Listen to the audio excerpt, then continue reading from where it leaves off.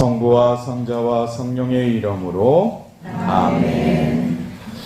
루카가 전한 거룩한 복음입니다.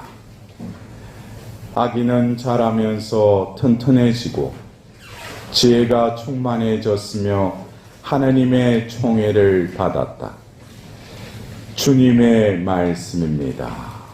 그리스도님 찬송합니다. 여러분들, 예수님께서도 하나님이시지만 육을 취하셔서 인간이 되셔서 우리와 똑같은 삶을 살아가셨다는 거예요. 왜 예수님이 우리와 똑같은 그런 성장 과정이 있었던가? 예수님은 하느님이신데 이런 과정이 필요한가? 그러나 예수님은 필요치 않지만 우리에게 그 삶을 모범으로 드러내기 위해서 그 자연적인 생애를 또 살아가셨어요. 그래서 예수님은 이 땅에 태어나셨을 뿐만 아니라 그 아기로부터 해서 할례를 받고 또 정결 예식을 치르고 나서 나자렛에 돌아가서 요셉과 마리아와 함께 성가정을 이루시면서 사시면서 튼튼해지고, 이 튼튼해지고라는 것은 어떤 육신적으로 어떤 이렇게 영양분을 섭취하고 튼튼해졌다는 거예요. 더불어서 지혜가 충만해졌다. 이것은 하나님의 그 천상적인 그 은총도 받았다는 거예요. 더불어서 하나님의 총애를 받았다. 이 총애는 하나님의 그 사랑이죠. 그것이 공적으로 드러난 사건이 뭡니까? 바로 세례축일이죠. 세례축일 날 세례를 받으면서 하늘이 열리면서 뭐예요? 너는 내가 사랑하는 아들, 내 마음에 드는 아들이다 하면서 예수님의 공생애가 본격적으로 시작됩니다. 여러분들, 오늘 제가 이 자비가 충만한 한 해라는 그런 주제로 한번 이렇게 말씀을 드릴까 싶은데, 어제 여러분들 그 1월 1일 천주의 모친 마리아 대축일에 우리가 일독서의 민수기의 그 하나님의 그 축복의 말씀을 사제들이 어떻게 그 백성들에게 복을 빌어주느냐에 대한 말씀을 듣고 나서 이어서 우리는 하답송을 시편 37장의 말씀을 어제 바쳤습니다. 어제 그 시편의 그 67장에는 하나님께서는 저희에게 자비를 베푸시고 강복하소서, 당신 얼굴을 저희에게 비추소서, 셀라. 여러분들 어제 기억나셔요? 어제 미사 중에 그 바쳤던 그 하답송 후렴, 주님 저희에게 자비를 베푸시고 복을 내리소서. 기억나시죠? 네. 예. 여러분들, 그래요. 우리가 한 해를 시작하면은 하나님의 복을 구하지 않습니까? 예? 그리고 복을 많이 받길 원하시죠? 예. 근데 왜 그래 한 해를 또 마무리하면서 또 다사다난했다고 그래? 예? 하나님의 복은, 여러분들 어제 우리가 천주의 모친 마리아 대축일이었지만 어제는 복 이야기였어요. 하나님께서 구약의 그 레위와 그의 자손들이 어떻게 그 백성들을 축복하는지에 대해서 그 축복문까지도 하나님께서 다 이렇게 말씀해 주셨어요. 그리고 그 복음에 예수님을 그 봉헌하는 그 장면이 나오죠. 더불어서 이독서의 갈라티아서의 그 말씀을 통해서 하나님께서는 복을 내리시는 분이시지만 우리 가운데 강생하신 태어나신 예수님은 복 그 자체시라는 거예요. 복이라는 거예요. 우리는 복을 베풀어 달라고 해서 이 복의 안에 무엇을 집어넣어요? 자기 원하는 것, 이루고 싶은 것, 해결하고 싶은 것, 그것을 복 안에다가 그걸 생각하고 우리는 하나님께 복을 구하잖아요. 근데 하나님이 우리에게 주시고자 하는 복은, 그것은 부차적인 거예요. 진정으로 우리가 받아야 될 복은 하나님의 복 자체이신 예수님을 우리 안에 모시는 것이죠. 우리 삶의 중심에 모시는 것이 복을 받는 것입니다. 그렇다면은 이 복을 받았다라는 것을 어떻게 어제 이 독서의 갈라티아서에서는 어떻게 바오로 사도가 말하고 있어요? 우리는 거저 하나님의 자녀가 됐다는 거예요. 하나님의 자녀가 된 것을 우리가 그냥 매를 며칠 날 세례받은 것 그것으로 하나님 자녀가 됐기도 했지만 하나님이 보정을 어떻게 보정을 해주셨어요? 우리 안에 아버지의 영을 부어주셨다는 거예요. 그래서 그 영에 힘입어서 아빠 아버지라고 부르겠다는 거예요. 이것이 바로 복받은 자로서의 삶입니다. 복 자체이신 분이 우리 가운데 사람이 되셨고 또 우리 가운데 머무실 뿐만 아니라 우리는 미사 때마다 그 복 자체이신 분을 우리 몸 안에 우리 영혼에 모셔요. 그리고 그 영혼에 모셔진 그 예수님은 그냥 모심으로 끝나는 것이 아니라 그 은혜를 바로 복을 누릴 수 있는 자로서 우리 안에 또 영으로 함께 하신다는 거예요. 그래서 여러분들이 어쩌면 이 세상에 살기 때문에 또 우리나라라는 어떤 우리 선조로부터 이어오는 여러 가지 풍습에 의해서 새해에 인사도 하고 서로 어떤 축복을 해주고 또 덕담을 나누지만 우리가 예수님을 주님으로 고백하는 우리들에게 있어서 과연 이 복을 받고 또 누리는 삶을 살아가는 데 있어서 어제 하답송의 그 시편 67장에는 그냥 복을 베푸소서 하기 전에 하나님 저희에게 자비를 베푸시고 복을 내리소서 그랬어요. 여러분들 왜 그냥 복을 내리시면 되는데 왜 이스라엘 백성들은 하나님께 먼저 자비를 베풀어 달라고 그럴까? 이것은 여러분들 그래요. 제가 이 한 해를 맞이하면서 이 한 해를 맞이하는 주체는 내가 아니라 하느님이시라고 그랬죠. 그러면 나는 그냥 한 해를 허락받은 거예요. 근데 하나님을 믿지 않은 이들은 그래서 뭐 일요일 날 되면 우리 나라 땅이 조금 동쪽이 깔아앉는다고 그러잖아. 왜냐면 그쪽으로 다 몰리니까. 일출 보고 그 떠오르는 태양 보고 뭐 올 한 해 잘 되게 해달라고. 근데 그것을 잘못됐다는 게 아니에요. 중요한 것은 이 한 해에 떠오르는 그 태양, 그 빛을 받으면서 올 한 해도 내 마음에, 우리 가정에, 내 삶에 그 어두움을 밝혀달라는 거예요. 그리고 길 자체이신 예수 그리스도께서 올 한 해 살아가실 길이 몸소 되어달라는 거예요. 나는 뭐예요? 나는 그냥 길이신 분이 이끄시는 대로 그냥 나아가면 돼요. 그래서 제가 어떻게 보면은 제가 부재 때 이게 신앙생활을 한다는 걸 어떻게 비길 수 있을까? 그리고 우리가 인생길이라고 그러는데 내가 어떻게 살아가는 게 신앙인으로서의 삶일까? 그럼 제가 문득 그런 비유가 떠올랐어요. 어쩌면 우리가 이 인생이라는 길, 하나님이 마련하신 그 영원한 생명의 길로 나아가기 위해서는 나는 그 길을 알지 못해요. 왜? 죄인이기 때문에. 나는 내가 가고자 하는 길은 내 야욕과 욕망과 욕정에 이끌려서 그 길로 나아가려고 하는 것이지 영원한 생명의 길로 나아가려고 하지 않아요. 우리 인간의 본성이 타락하였기 때문에. 그러나 내가 신앙이라는 선물을 받고 신앙인으로서의 삶은 회개의 삶을 살아야 되죠. 그러면 회개의 삶이 무엇인가? 회개라는 것을 그냥 내 생각과 마음과 어떤 삶의 태도를 바꾼다.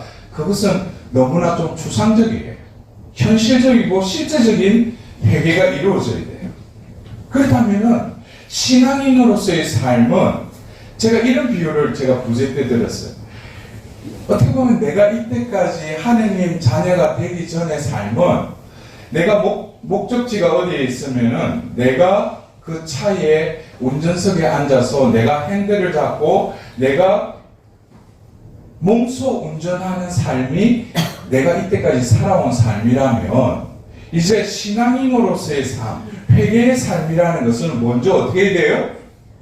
먼저 그 운전석에서 내려야 돼. 그럼 내가 목적지까지 어떻게 가? 나를 대신해서 운전해 주실 분이 있다니까. 그분이 누구예요? 길이신 예수님이셔.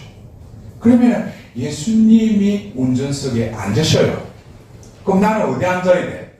조수석에 앉으면 돼. 근데 여기서 회개가 이루어지는 게 아니에요. 내가 이때까지 운전하면서 뭐 요즘에 내비가 다 가르쳐 주지만 내가 가는 길이 있었어. 내가 가는 방법이 있었어. 내가 선호하는 길이 있었어. 근데 예수님이 운전석에 앉아서 운전하는데 아니 내가 저쪽까지 가려면은 이렇게 해서 가는 게 그게 수월하고 빠른 길인데 예수님은 엉뚱한 길로 가셔. 그럼 내가 길들여지지 않지? 응? 그러면 옆에 조수석에 앉아서 가만히 있어요? 옆에 운전석에 앉아 예수님한테 따지는 거예요. 아 예수님 이쪽 말고 이쪽으로 가라고. 근데 예수님 가만히 있으라고 내가 갈 테니까. 그래도 보면 자기는 막 안절부절 못하면서 아 이리로 가면 차가 막힐 건데. 근데 시간이 지나니까 그 목적지에 다다랐는데 자기가 운전해오던 그 시간과 어떤 그런 트래픽 어떤 이런 것들이 예수님은 어떻게 이 내비보다도 더 잘 아셔. 그걸 가는데 차도 안 막히고 더 빠르게 도착하는 거야. 그 자기가 이때까지 내가 운전하던 길하고 완전 다른 길로 가셨는데 너무나 편하고 너무 빠르게 도착했다는 거예요. 그러면서 이제 예수님이 운전할 때는 좀 따지다가 이제 따지지도 않아. 예수님이 그냥 안전하게 운전하시고 도착해 주시겠지. 그래서 맡기는 거예요. 어떻게 보면 신앙인들은 내가 운전석에 앉아서 내가 운전하고 나가면서 길이 막혀. 아니면 어떤 때는 엉뚱한 길로 갔어. 그러니까 뭐예요? 예수님 와서 도와달라고 그래. 예수님 이때 옆에 타고 내 어디로 가야 될지 좀 가르쳐 달라고. 이게 신앙생활이 아니에요. 회개가 아니라는 거예요. 회개는 내가 이때까지 살아왔던 삶의 주인이 내가 아니라 예수님이 몸소 너를 대신해서 살아주겠다. 여러분들은 어떻습니까? 회개의 삶을 살아가는 것 같아요? 또 작심삼일인 것 같아요? 네. 그래서 여러분들 어제 시편 67편에 주님 저희에게 자비를 베푸시고 복을 내리소서. 그냥 복받기에 현안이 되어 있는 나에게 있어서 주님 올해는 무엇을 해야 되는데 주님 복 내려주십시오. 이게 아니라는 거예요. 먼저 뭐예요? 자비를 베풀어 달라는 거예요. 여러분들 한 해를 시작하면서 제가 그 전에 뭐 보신 분은 보셨는지 모르지만은 평화방송에 이렇게 두 분 신부님 와서 재미있게 토크쇼 하는 그 프로그램이 있어요. 제가 거기에 한번 출연한 적이 있어요. 왜냐면 자비에 대해서 조금 신부님하고 인터뷰를 하고 싶다고 그래서 그러다가 이제 인터뷰를 하다가 저한테 묻는 거, 신부님 자비가 도대체 뭡니까? 신학적이고 어려운 그런 그 설명보다는 자비는 뭐예요? 그러니까 제가 그랬어요. 근데 문득 원고에도 없는 자비는 비자예요. 네? 자비를 거꾸로 하면 뭡니까? 비자죠. 네? 이 비자라는 것은 언제 필요해요? 우리나라에서 외국을 가는 게 요즘 우리 한국 패스포드는 전 세계 웬만한 곳은 다 들어갈 수 있어요. 그러나 몇 년 전만 하더라도 우리가 국위가 신장되기 전에는 어디 갈 때 비자를 발급받아야 돼요. 제가 그 말 하니까 제가 코로나 때 제가 또 미국에 어떤 강의 때문에 갈 일이 있어가지고 카나다를 가는데 거기에 주최하는 자매님이 신부님 그냥 편하게 오세요. 근데 이 비자를 발급받으라는 말을 안 한 거예요. 그러니까 그날 이제 출국하는 날 인천공항에 가서 이제 들어가려고 딱 가가지고 이제 갔는데 그 티켓팅 하는데 보니까 비자 요즘 뭐 코로나 때문에 그거 뭐 발급받아야 될 게 있대. 제가 발급 안 받았는데 그러니까 그러면 어떻게 해요? 빨리 받으세요 이러는 거예요. 그래가 그 자리에서 하는데 그게 되나? 이게 막 마음이 급하니까 뭐 손도 떨리고 마음이 왜냐면 조금 있으면 이제 거기 게이트 해가지고 이제 떠나는데 결국 그냥 못 떠난 거예요. 그래가지고 또 위약금 물고 해가지고 일주일 후에 그렇게 가게 된 거예요. 근데 중요한 것은 비자가 없으면 아무리 티켓팅을 해도 티켓팅도 못할 뿐만 아니라 비행기도 못하는 것이죠. 어떤 협약에 의해서 비자를 발급받아야 될 나라에 있어서는. 근데 여러분들 그래요. 자비는 비자라고 그랬죠. 우리가 하늘나라 들어가는 데 있어서는 자비를 잊지 않고서는 하늘나라 들어갈 수 없어요.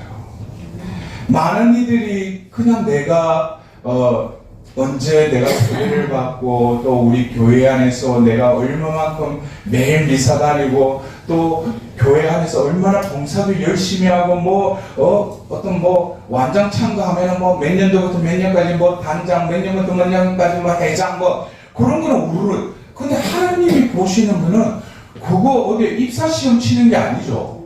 어? 그게 중요한 게 아니에요. 하나님의 눈에는 뭘 했고 몇 년도부터 뭘 맡았고 이게 아무런 소용이 없어요. 하나님이 보시는 관점은 존재를 지으셨기 때문에 그 존재가 신앙인으로의 삶을 통해서 그 존재를 보셔요. 존재를 보시면서 그 마음보를 보셔요. 그 마음보가 어떻게 바뀌었는가. 그래서 한 번은 제가 어디서 읽은 예화인데 그런 조금 웃으면서도 의미 있는 그런 예화를 본 적이 있어요.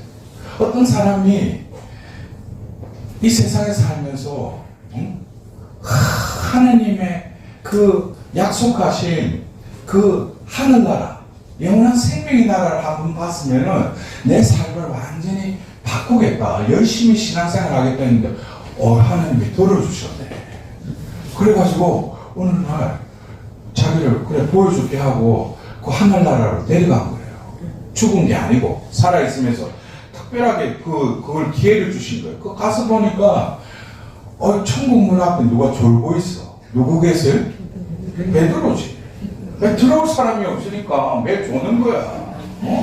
그래가지고 졸던 베드로를 깨워가 내 이게 좀 들어간다 그러니까 베드로가 보여줘 그러니까 비자. 비자. 그래가지고 그 비자 딱 보여주니까 하나님이 그러니까 한번 그 하나님 나라를 한번 라운딩 할 수 있는 관광할 수 있는 비자를 만들어 주신 거예요. 그래가 그 비자 보여주니까 베드로가 통과 이래가 들어가서 막 보니까 너무 좋은 거야. 하늘나라가 야 묵시록에 있는 것보다 너무나 이런 하나님 나라가 있구나. 예수님이 말씀하신 진짜 약속하신 이 나라구나 하고 이제 다시 나와서 그래 이 세상에서 다시 이제 살아가는데 너무 좋으니까 내가 그 나라를 기필코 가야지 하고 얼마나 열심히 신앙생활하고 또 선행도 하고 희생도 하고 이랬는데 그게 작심삼일 아니고 며칠을 가다가 또 보면 옛날의 삶으로 돌아간 거야. 근데 마음속에는 계속 하나님 나라에 대한 그 동경, 그 나라가 얼마나 좋은가. 그래서 이제 하나님이 이제 허락하신 수명이 다 돼서 이제 간 거예요. 다시 이제 본격적으로 이제 하늘나라 이제 심판받고 들어가려고 딱 하는데 그래도 이 사람은 뭐예요? 발급받은 비자가 있잖아.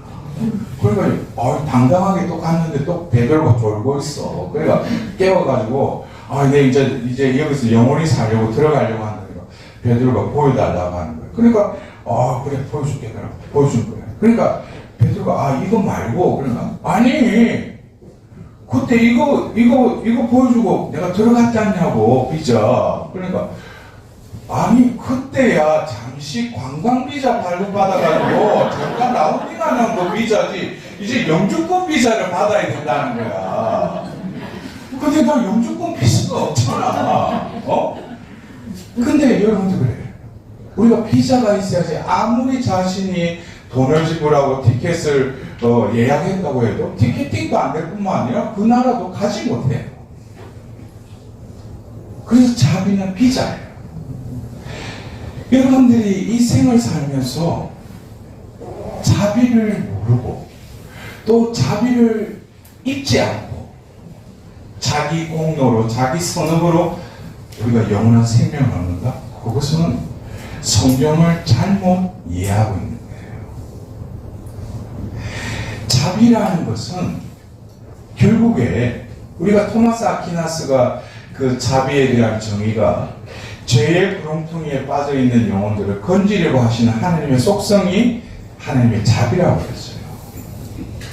근데 자비는 어떤 영혼들을 그 죄악 속에서 건져내시려고 하시는 하나님의 그 속성인데 그 자비는 결국 뭐겠습니까? 그냥 죄만 용서하는 그것이 목적이 아니죠. 하나님의 얼굴을 배울 수 있도록 하나님을 지곡직간할 수 있도록 우리를 정화시킬 뿐만 아니라 이 생에서 하나님의 존재인 그 사랑을 내 안에 모실 뿐만 아니라 그 사랑을 나를 통해서 흘러보내기 위해서 하나님께서는 자비를 베푸시는데 이 자비는 결국 뭡니까? 나의 존재를 변화시키는 거예요. 그래서 이 시편 67편에 주님 저에게 자비를 베푸시고 복을 내리소서. 여러분들 이 신년에 내가 부에게 또 하나님께 기도할 때 주님 올해 이런 복을 내려주십시오 하기 전에 시편 67편을 바쳤던 이스라엘 사람들은 뭡니까? 하나님께 먼저 구한 게 뭡니까? 하나님 자비를 베풀어라는 거예요. 여러분들 그래요. 우리가 여름 되면 어떤 자외선이다, 어떤 태양빛 때문에 어디 비서가거나 어디 낮에 어디 갈 때 보면 우리 선글라스를 끼잖아요. 네? 선글라스를 낄 때 선글라스의 그 렌즈의 색깔에 따라서 어떻게 돼요? 있는 그대로의 세상을 이 렌즈의 색깔에 따라서 그대로 다 보이는 것이죠. 렌즈가 브라운 색깔이면 어떻게 해요? 세상이 다 브라운 색깔로 보이는 거예요. 우리가 자비를 잊는다라는 것은 나에게 지금 어떤 처해 있는 상황을 주님 건져주시고 내가 어떤 이루어야 될 이것들을 해결해 주시고 그렇기 위해서 하나님께 자비를 구하는 게 아니에요. 내 마음의 렌즈를 바꿔달라는 거예요. 내 이기적이고 내 선입견과 편견의 그 마음의 렌즈를 주님의 눈의 렌즈로 변화시켜달라는 거예요. 이것이 하나님의 자비가 결국에 우리에게 임하셨다라는 것은 내 일이 해결되고 내가 축복받았다고 해서 하나님 자비를 입은 게 아니죠. 여러분들 그래요? 제가 한 해를 마무리하면서 종종 그 예수님의 그 말씀, 예수님 시대의 그 사건을 떠올립니다. 예수님께서 어느 날 어느 마을로 이렇게 들어가시는데 저 멀찍이서 나병 환자들이 소리를 지르죠. 다윗의 자손이신 예수님 저희에게 자비를 베푸소서 라고 했어요. 그때 예수님께서 그들에게 가까이 오라 하면서 그들에게 뭐라고 하셔요? 너희들 나병이 나을 것이다 한 것이 아니라 사제에게 가서 너희들의 몸을 보여라 그러시죠. 그러자 그 나병 환자들이 그 말씀을 믿고 사제들에게 가는 도중에 어떻게 돼요? 그들의 나병이 치유가 일어나요. 그런데 얼마 지나서 그 여러 명의 그 뒤에 이제 예수님께서 말씀하시는 10명이었어요. 그 중에 한 명만이 돌아왔다고 했어요. 한 명만이 돌아와서 예수님 발치에 엎드려서 예수님께 깊이 감사했다고 했어요. 여러분들, 이 한 명의 나병 환자가 와서 감사드린 것이 무엇을 감사했을 것 같아요? 자기 나병 나은 거 그것에 대해서 감사했을 것 같아요? 그것에 대해서는 그 나머지 예수님께로 돌아오지 않은 그 9명도 한순간에는 예수님이 사제에게 가서 몸을 보이라고 할 때 가는 도중에 이 10명이 다 나병이 치유가 됐어요. 근데 왜 9명은 제 갈 길로 갔겠어요? 그것은 다윗의 자손이신 예수님께 자비를 베풀어 달라고 했던 궁극적인 목적은 자신들의 이 육신적인 병을 낫는 것이 그들의 목적이었어요. 자비를 베풀어 달라고 한 그 목적이 육신적인 병 낫게 해주면은 그거로 자비를 입었다고 생각을 해요. 그렇기 때문에 자신들의 병이 나았죠. 그러면 그 9명도 그 순간에는 하나님 감사합니다 하고 기도했을 거예요. 그러나 제 갈 길로 다 돌아갔어요. 그러나 그 중에 한 명은 다시 예수님께 돌아와요. 그가 예수님께 발치에 자신이 엎드려서 예수님께 깊이 감사했던 것은 너무나도 낫고 싶어 했던 그 나병이 치유받은 것만을 예수님께 감사드리러 온 것이 아니에요. 그들이 하나님께 자비를 베풀어 달라고, 예수님께 자비를 베풀어 달라고 부르짖었죠. 예수님은 자비를 베푸셨어요. 육신적인 병도 나았지만 이 한 사람은 제대로 자비를 입은 거예요. 자비를 입었다라는 것은 죄의 세상 속에서 이제 예수님께로 온전히 나아가는 것이죠. 예수님과 일치하는 것이죠. 그것이 하나님의 자비가 이루시려고 하시는 궁극적인 열매라는 거예요. 그래서 여러분들 그래요. 여러분들은 하나님의 그 자비를 입었습니까? 다시 묻겠습니다. 여러분들 하나님 자비를 입었습니까? 예. 근데 옆에서 예 하니까 그럼 내가 가만히 있으면 안 되구나. 예. 그렇게 살지 마셔. 이 자리에 예수님 함께 계셔요. 내가 자비를 입었다라는 것은 제가 그렇게 해요. 여러분들 그래요. 자성이 강한 자석을 가지고 이렇게 훑을 때 밑에 흙이 있어요. 근데 흙 속에 있는 철분들은 뭡니까? 자석을 내리면은 거기에 겉으로 볼 때는 흙만 있어요. 근데 그 위에 자석을 이렇게 훑으면은 안 보이던 그 쇳가루들이 그냥 자석에 다 붙어요. 이것이 어떤 구원의 원리예요. 내가 하나님께 무엇을 했기 때문에 주님 저를 구원해 주십시오. 이것은 자력갱생의 신앙생활이에요. 자기가 열심히 했으니까 구원해 달라는 거예요. 그리스도교 구원은 그게 아니죠. 여러분들 구원이라는 salvation이라는 구원이라는 것은 내가 할 수 없으니까 내가 어떻게 해도 할 수 없으니까 그 순간에 개입되는 것이 구원입니다. 내가 이것을 이렇게 했으니까 구원하기에 합당하겠지. 그건 지 생각이에요. 자기 힘으로 자기 능력으로 사는 삶이에요. 그건 신앙의 삶의 본질의 삶은 아니에요. 나는 끊임없이 하나님 앞에서 올바르고 선한 삶을 살려고 하지만 결국 나는 죄를 지을 수밖에 없고 골소에 가서 다시금 하나님 앞에서 자비를 베풀어 달라고 할 수밖에 없는 그런 중죄인임을 깨달으면 깨달을수록 그 사람은 구원에 합당한 사람이에요. 여러분들 말이 좀 헷갈리죠? 내가 죄가 없고 뭔가 교회 안에서 열심히 살고 내 남들 그것도 자기 자력이 아니라 하나님 자비를 입으면 자연스럽게 그렇게 이끌어 주셔요. 하나님이 이끌어 주시는 거지 내가 그렇게 한다고 해서 되는 게 아니에요. 그런 사람들은 자칫하다 보면은 자기 만족에 살아요.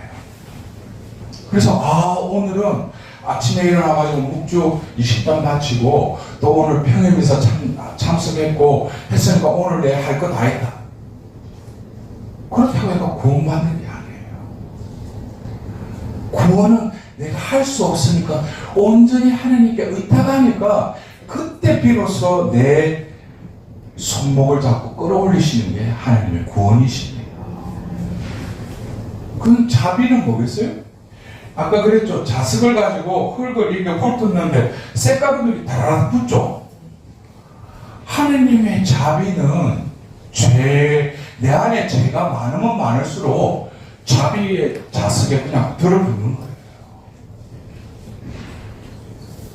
그래서 내가 죄인임을 더 깊이 깨닫는 사람은 하나님 자비로 이끌릴 수밖에 없어요. 그 자석이 쇠붙이를 온전히 이렇게 끌어붙이던 그 자석에 붙는 순간에 그 죄는 더 이상 죄가 아니에요. 하나님의 사랑이에요. 그러니까 하나님의 자비를 내가 입은 사람들은 뭡니까? 내 마음의 렌즈가 깨끗이 정화되면서 사랑이신 그분을 만나게 되는 거예요. 그런 영혼들은 뭐예요? 내가 누구를 미워한다, 누구를 용서하지 못한다, 그런 말이 안 나와요. 이제 하나님의 사랑이 나의 영혼과 만났습니다. 이제는 미움, 용서 못함, 누구 분노 이런 것이 내 마음에 자리 잡을 자리가 없어요. 왜? 사랑이 내 안에 밀려오니까. 사랑이 나를 온전히 채우니까. 그럼 내 삶은 어떻게 되겠어요? 누구를 사랑해야 되는데 누구를 사랑해야 되는데 안 된다. 그건 자기 사랑을 생각하는 거예요.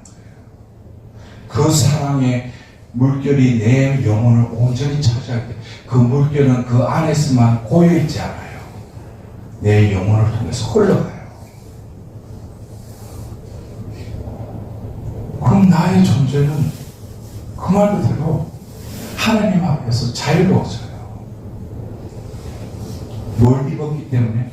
자비를 입었기 때문에. 여러분들, 저도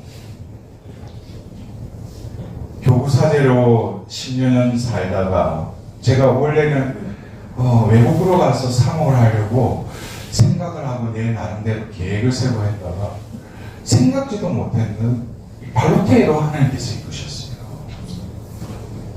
그 이유는 제가 처음 방문하기 전에 미사를 드리고 거룩하시다 하는데 자꾸 거룩하시다 하고 눈을 감고 이렇게 거룩하시다 하는데 제 앞에 뭐가 이렇게 보이는 거예요. 뭐가 보여요? 가슴에서 뭐 레이저 같은 게 나가는 그 예수님이 자꾸 저에게 보이는 거예요. 그래서 어떤 자매님이 저한테 어떤 강의를 부탁하려고 전화가 왔는데 하필이면 그 자매가 좀 친분이 있는 자매고 나이가 좀 드신 분인데 신앙도 참 열심히 한 분이에요. 그래서 자매님, 요즘 제가 미사 드릴 때마다 자꾸 특히 거룩하시다 할 때 가슴에서 빛이 나가는 그 예수님이 자꾸 보이는데 그게 뭐냐고. 신부님 그 자비 예수님 아닙니까? 자비 예수님입니다. 그래서 이번에 신부님 와서 그 강의해달라고 하는 그 성당 부근에 그 폴란드 신부님도 와서 하는 그 발로티에라는 발로티 이래 일단 그 강의 끝나고 그쪽에 한번 같이 갑시다 이러는 거예요. 그때 그래 가서 보니까 일기를 하나 줬는데 파우스티나 일기야. 그리고 보니까 그 폴란드 신부님 와가지고 이 예수님 자비 예수님 이거 신부님 드릴까 그래서 보니까 너무 조그만해. 그래서 좀 더 큰 거 없어요. 그러니까 좀 더 큰 이거 제일 큰 거 없어요. 그래 제일 큰 거 그래. 그래서 제가 그걸 가지고 와서 사제관에 걸어놓고 이제 기도를 해요. 그때부터 코킹인 거예요. 제가 생각지도 못해. 근데 하나님이 저를 이쪽으로 보내신 게 다 계획이 있었어요. 교부사제로 10년간 살았다 하더라도 수도에로 옮기려면 수련을 받아야 돼. 그래서 강원도 그 산골에 있는 자비산에 올라가가지고 그 자비경당에서 1년 동안 독점 수련을 해요. 그때부터 아침에 일어나면 자비 예수님한테 예수님 굿모닝 그러고 끝날 때 안녕히 주무십시오. 그러면서 1년을 지내면서 제가 하나님의 그 자비를 그 파우스티나 선녀 일기를 통해서 제가 경험했던 거, 제가 체험했던 것이 다 그 일기책에 다 나오는 거예요. 아, 이게 바로 하나님의 자비였구나. 그리고 수련이 끝나자마자 제가 자비 여정이라는 비전을 시작하게 됐어요. 그래서 곳곳에서 외국에도 가서 자비에 대해서 전하고, 원래 제가 자비를 내가 알던 사람이 아니었어요.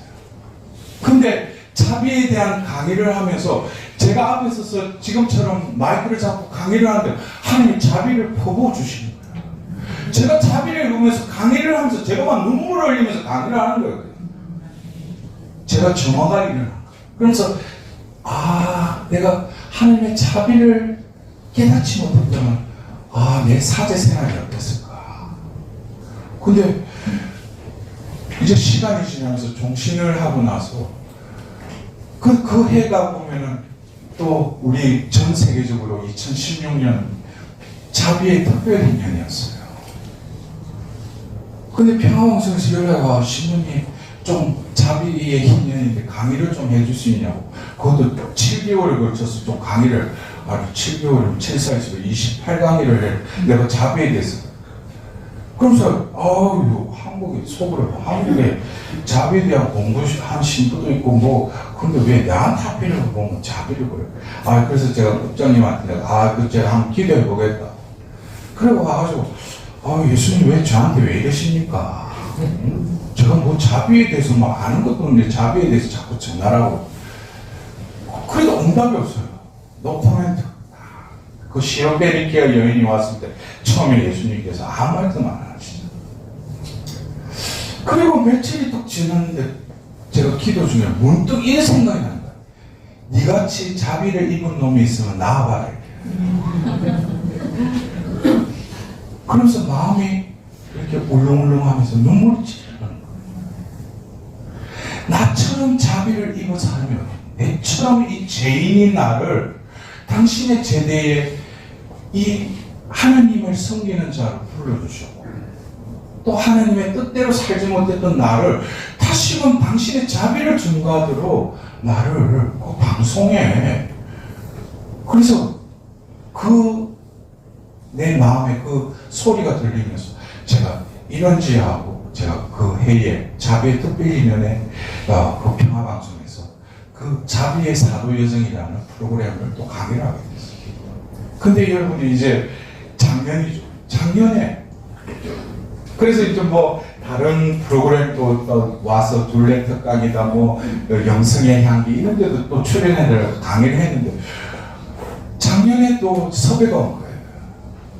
그래서 제가 50일 여정이라는 그것을 사순 제1줄 50일 동안 하고 제가 그래서 사장신부님과 이제 그거를 마지막 그거를 어떻게 할 건지에 대해서 회의를 하는 중에 제가 그래서 신부님 그러면은 이 50일 여정 마지막 날을 우리가 자비주일을 날 50일 여정이 끝나는 걸로 하자. 그리고 내가 딱 계산을 해보니까 사순 제1주일 50일째 되는 작년 4월 16일 자비주일 날 50일 여정이 끝나는 것으로 해가지고 그래서 50개의 강의를 녹화하고 그리고 마지막 날 동성고등학교에서 하나님께서 자비주일 그 미사를 바로 라이브로 해서 생중계로 해서 그 작년에 그 자비주일 행사를 그 미사를 방송으로 타게 하셨어요.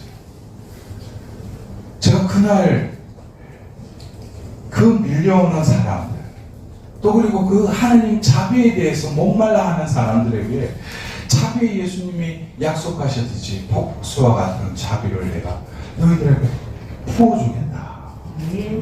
근데 여러분들도 부활 제2주일 그 자비주일 저는 그래서 하나님이 왜 저를 아무것도 자비에 대해서 알지 못하는데 제 나름대로의 계획을 세우고 제 길을 가려고 했던 저를 또 낚아채서 이 팔로티에로 보내셔가지고 또 파우스티나 성녀를 통해서 하나님 자비를 깨닫게 하시고 또 자비를 전하는 도구로 저를 써주심에 몸둘 바를 모르는 거예요.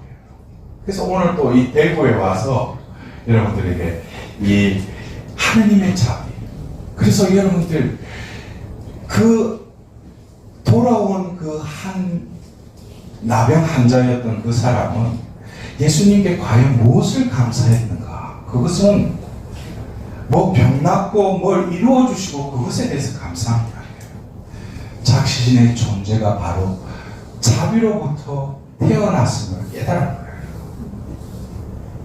우리는 자비로 태어나고 자비로 다시 돌아가는 삶이 바로 우리의 삶입니다. 왜냐하면 우리는 이 세상에 태어나는 동시에 죄의 그 혼란 속에 던져지죠. 그리고 죄의 혼란 속에서 끊임없이 우리는 방황합니다. 그리고 우리는 이 죄를 온전히 기어가보시는 예수님께로 돌아가죠. 그래서 우리는 자비로 태어나서 자비로 살아가야 되고 또 자비로 다시 돌아가는 삶이 우리 죄인의 삶이기도 합니다. 그래서 저는 그래요. 아까 자비는 뭐라고 했어요? 자비는 비자다. 근데 자비는 또한 차비다. 앞에 점 하나 붙이면 차비다. 우리 삶에 있어서 그래요. 내가 어느 곳에 가려면은 걸어서도 갈 수 있지만 그 먼 길을 가려면은 내가 힘들게 걸어서 갈 필요 없죠. 말은 근데 여러분들 그래요. 뭐 자동차, 뭐 비행기 이거보다도 더 빠른 속도에 하나님 나라로 데려다주는 그것이 바로 자비입니다. 그 자비에 온전히 의탁하면은 그 자비는 우리가 생각하지도 못하는 그 속도로 우리를 하늘나라로 이끌어 가시더라고요. 그래서 여러분들 오늘 다른 거 생각하지 말고 자비는 뭐라고 했어요? 비자다. 하늘나라에 들어가기 위해서는 이 비자가 없이는 못 들어간다는 거예요. 그래서 예수님이 가르쳐 주신 자비 5단 기도의 특별한 은총이 뭡니까? 이 자비 5단 기도를 바치는 이들에게는 죽을 때의 그 영혼을 특별히 보여주는 거였어요. 여러분들 여러 기도가 있지만 이 자비의 5단 기도는 파워풀한 기도예요.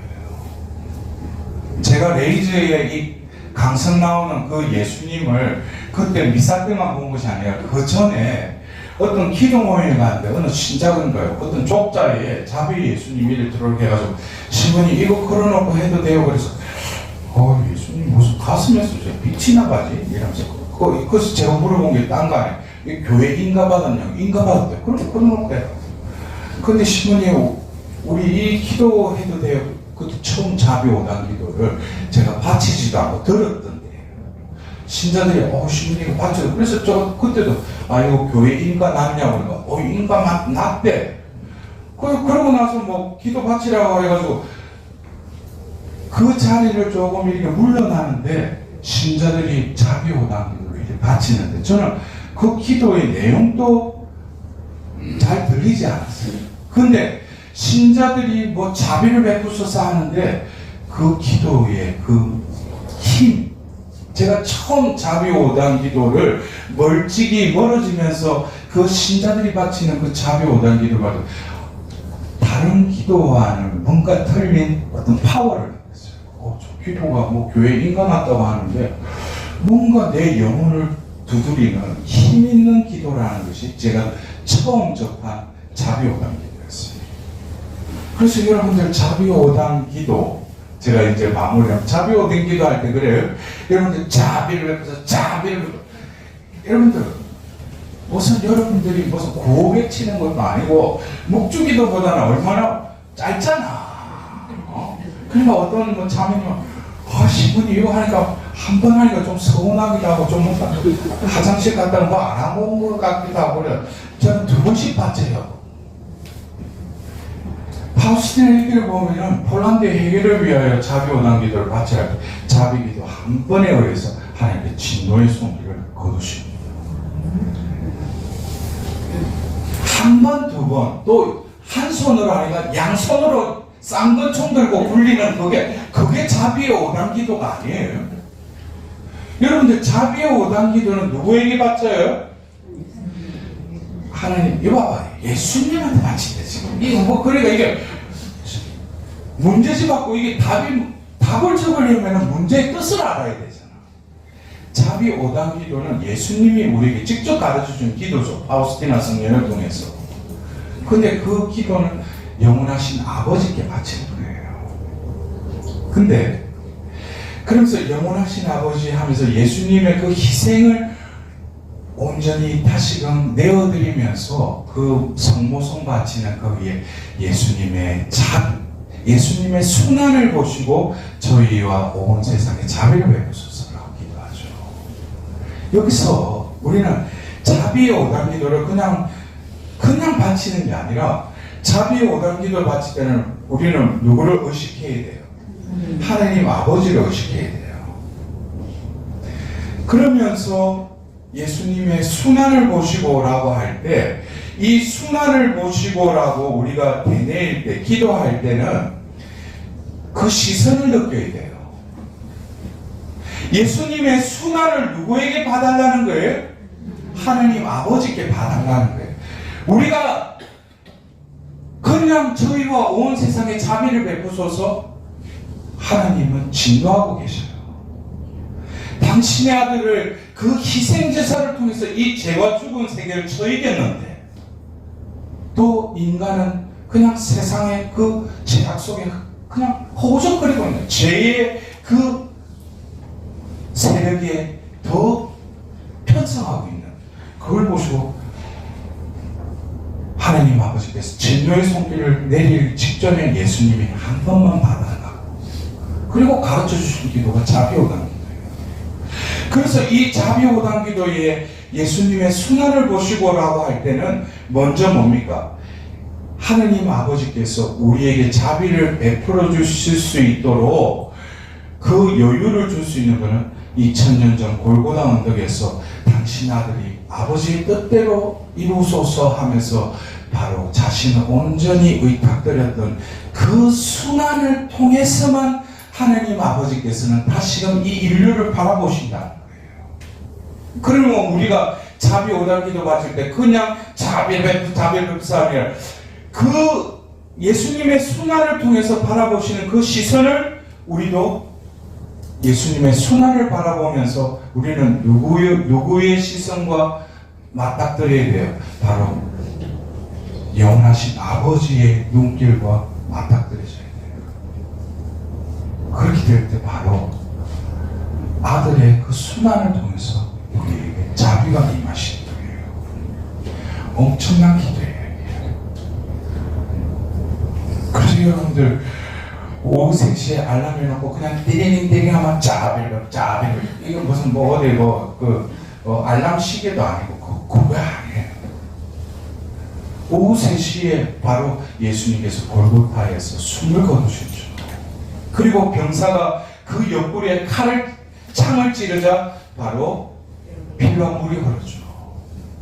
바로 오후 3시는 다시금 이 보잘것없는 죄인이 도구를 쓰셔서